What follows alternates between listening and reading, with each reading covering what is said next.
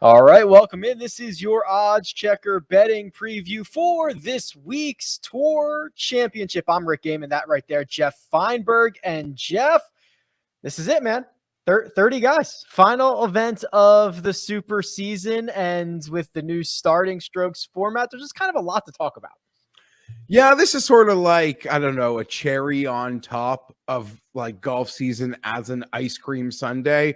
And we've eaten all the ice cream and all the brownie and all the fun toppings. So we're just left with this cherry that they put on top that we don't even know if we want it. At least I'm not sure. But hey, it's here. And by the weekend, I suspect we'll have two really good players battling for a lot of money. So I'm excited for that. Yeah, well, with the new format, this is now the third year that we're doing the starting strokes. It kind of limits, I believe, the number of golfers who can actually win this event. So if we pull up the grid, you're going to see some really short numbers here. And depending on where you're looking, could be a dead heat between Jon Rahm and Patrick Cantlay at 4-1, generally speaking, 3.5, 4-1. Jeff, Cantlay is going to start at 10 under. He's going to start with a 2-shot lead. Jon Rahm is going to be asked to come from 4 back, make up 4 strokes over 4 days, and win this golf tournament. Are either of these numbers, or either of these players, I should say, appealing to you? Jon Rahm's appealing to me. And I really have thought about it, Rick, but I don't want to put that much money on it to get the juices flowing, I guess, per se, after, how we've bet golf all season long. But I really do think Jon Rahm is going to be the one that wins the FedEx Cup. I think being 4 strokes back, I wish it was a couple less if I actually bet him, is an ideal scenario. He seems to, in my opinion, thrive in maybe a chaser spot. You could argue since his U.S. Open win, he should have 3 or 4 wins, and 2 would probably be an ultra conservative estimate. I understand winning is hard, but I think that dam is going to break. I think he's going to take this thing down. I'm not ready to make that wager. I can't do it, though. I'm not ready to jump over to the other board, which is the no starting strokes version of the board yet. But since we're talking about Jon Rahm, if you're betting him at 4-1 with the starting strokes, asking him to come back from 4 behind, do you also have to bet the 7-1 with no starting strokes, with the idea that, yeah, he is going to have to be the chaser. He's going to have to make up ground. And if you put everybody on a level playing field, if he wins one, he's going to win the other. Yeah, whenever I do bet, I would probably supplement the other side, maybe split it up, 60-40, 65-35, maybe my risk. History has been kind to the guy that does seem to win since the new format, right? Has seemingly won both scoring totals, at least 2 of the 3 years, I believe. This is the 3rd year, so it's 1-1. Rory in 2019, Rory won both, so we didn't have an issue there. And then last year, Dustin Johnson won with strokes. He won the tour, the FedEx Cup, but it was Xander Schauffele who had the lowest, gross score of the week. Yeah, and I don't know, that kind of right there tells me we're not going too far down the board. No one is going to even be the gross stroke player who isn't in fantastic form and shape at the moment. Yeah, I'm of the mind that 4 or 5 guys I think can win this golf tournament. Bryson DeChambeau, he's going to start at 7 under. That's 3 off the lead. He is plus 550. DraftKings and Resorts Casino with the best number there. Finau, 7.5-1. He's actually going to only start 2 shots back, so he seems to be the best value if you are looking for a play on Tony Finau. 7.5-1 at Caesars. And then I think that's the list for me, but I might no, I don't even think I can extend it to JT at 18-1. I think the list is Rahm, Cantlay, DeChambeau, Finau, Cam Smith. The guys at 5 under or better. Yeah, that's pretty bold, but I'm not surprised. I mean, I thought if I said only 8 guys could win, some people would bite back at me, but you're really even only giving this to 5 guys. I think you almost have to take the mindset, Rick, that for whatever reason in your head, make it like it's a 5-round tournament Yeah. and you were somehow on a plane or overslept, and they just played around, and now this is the betting board.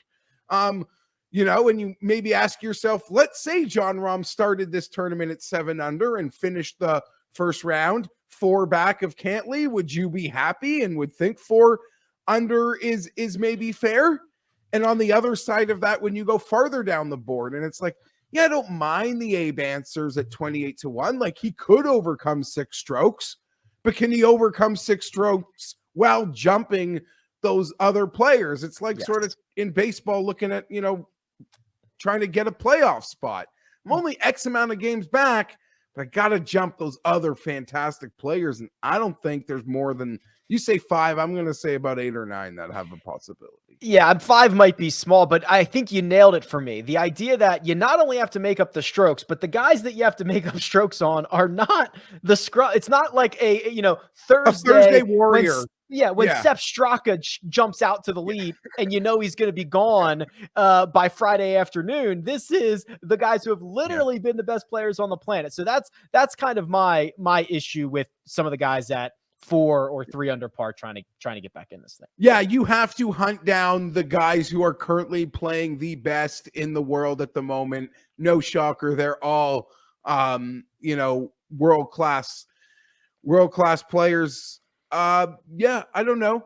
I would say when using these boards, Rick, the one thing that did jump out at me was the similarity in, say, Justin Thomas's line from having to win with the starting strokes to without the starting strokes. So I could argue I've noticed some blind value on that, but I don't know that I want to pull the trigger on Justin. Yeah, so let's kind of make the transition over to the no strokes. Everybody starts at even par kind of situation here. So you kind of nailed it. There's only a couple of books with numbers out for the no starting strokes version of this right now, but Justin Thomas is either 14-1 or 18-1 with the strokes, and he is 14-1 at Bet365 without them. So obviously you're going to want to shop this. Now, in the same way that I argued you should bet, if you're going to bet Rahm with strokes, that you should bet him without. It scares me to bet some of the guys at the top, starting at the top, like a Patrick Cantlay, who's 17-1 at PointsBet without the strokes, because we have a situation, Geoff, where what they're trying to accomplish on the golf course does not align with the goal that we have in mind for them, right? They don't care, or they're not going to know what their placement is if everybody started at even, but they're going to know their placement with the starting strokes. Yes, I totally agree with that sentiment, Rick. And furthermore to that, I feel uncomfortable betting on a player who doesn't really need or care to know his situation. And how much are they even involved? Now, you could just say it's golf. Like, all these guys just play the next shot in front of them as best they can. That's great. But I don't know if the guy I've bet knows that he's, at least, like, if I bet a player to get yards or points in a game, whether it be basketball in a prop sense, Rick, that there's just like that always, yes, they probably don't know the number, but it's intrinsically part of what they need to do. Right. Well, this does feel different in some regards. Like, I do want to back Rory McIlroy. I do. I like how he's playing. I think he can go super low here at East Lake. He's played great here before. But do I need him to know the situation to bet him is kind of what I'm going through at the moment. Yeah, so the board, it shapes out. I mean, it's obviously the bigger names at the top, as you'd imagine. John Rahm 7-1 without strokes, DJ 12, Rory and JT along with Xander Schauffele at 14-1, and then you can get Bryson at 16, Cantlay at 17. I mean, this is where the golfers who are starting further down the board, like you mentioned, Abe Answer, if we were just throwing him out there, or a Daniel Berger, these guys that you like that are unlikely to actually win the FedEx Cup are much more live in this scenario. We've seen ceiling weeks from Sam Burns, and Sung Jae Im is rounding into form. Are there any of these guys looking at these numbers that you'd be willing to pull the trigger on if everybody started at 0? I'm not going to lie, Rick. At this point in the year, like, we're literally at the final event, And the only guys I really want to bet would be the guys that I've kind of been backing, where I'm not, how do I put this? I don't want to be bothered by the winner, I guess, in some sense. So I have been betting Rory and I have been betting Berger. So those are guys I'm kind of been looking at in some sense. I think Sam Burns is an interesting option because, you know, that Ryder Cup thing feels real for him. He's booking accommodations. Yes. He's being very cocky about it, but he plays with such a swag that, you know, from a ceiling, like he could have a horrible week, but it does feel like there's a ceiling there for him potentially this week. And if you're making that bet, you're sort of betting on something like that. And you look at the guys that have played well here, and I could profile them to Victor. Like, it's a tremendous off the tee course, in my opinion, looking at those past winners in recent memory. So Victor's another guy that I can never stop staring at as well. The Berger Burns thing is also interesting because this is the final Ryder Cup tryout. So whether they have, you know, they're unlikely to win the Tour Championship with the starting strokes and win the FedEx Cup, but making enough noise, playing well might be the idea that they could push themselves over the finish line. I think Berger, don't quote me on this, Berger might be literally 12th in the Ryder Cup rankings right now. He has a lot to play for. If he's going to try to, you know, make that team, if he wants to put on a good showing for Captain Stricker this week. So you do have to realize there, you know, the incentive for every single one of these players and the expectations for every single one of these players is vastly different. Some of these guys have not much to play for, quite frankly. Well, that's why I do money. Yeah. And that's why Berger and Burns are intriguing, because they're kind of just going to go, you know, give it, you know, to the end. Since we recorded that video for Odds Checker, Rick, here, that's in the feed, I was so gung-ho on Berger, and I still am. I do believe he is a T12 player in the situation. But two other Cantley was never a bubble boy, but Finau and Cantley winning does no favors for Berger. You know, it sort of puts him right in the crosshairs of a spot that 2 weeks ago I thought he had control of. And hopefully he does, and I hope he plays great, because I would love to see him on the team. But I do like that, and I kind of thought about that, but you kind of refocused me on it. I do like the Berger angle this week, and whether I'll bet him outright in the without strokes market, or even look to bet him in head-to-heads, I think he's going to have a really strong week. He's a money play. He knows everything that's on the line, and I think he craves it.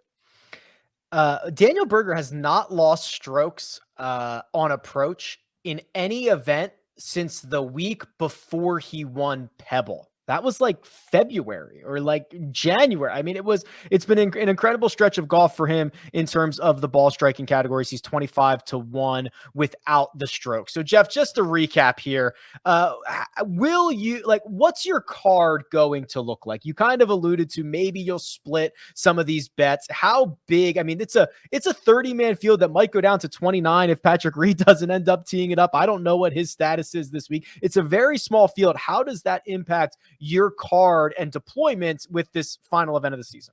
Yeah, I don't know. This is just recreational. Like, it's fully recreational. I got to, you know, we're kind of done making heavy bets, but the bets that I do believe I'll be making. Now, if I was going to take one of the big favorites, I would also want for sure to take chunks of the increased odds without starting strokes. Yeah. But guys like Rory McIlroy, you know, he's what, 12-1, but also what, 28-1 in the other market. That would be more like I would probably bet like 85-90% on the 12-1 and just have a little fun if he wanted to go nuclear to supplement it. But Rory at 12, Berger 25, Victor 28, no starting strokes. Those are the bets that I'm looking like I'm gonna make. Yeah, you're not going to get much argument from me, and I'm going to keep my with starting strokes very focused on the top of the board. 4 or 5 guys, if someone wants to sneak up and steal this thing, like a Jordan Spieth or an Abe Answer, I will tip my cap to them come Sunday evening. That'll do it, Geoff. The odds checker betting preview for this week's Tour Championship, both with and without strokes. Should be interesting following that over the course of the week. You can follow Geoff on Twitter at Gfienberg17. You can follow me at Rick Run Good, and we'll catch you next time.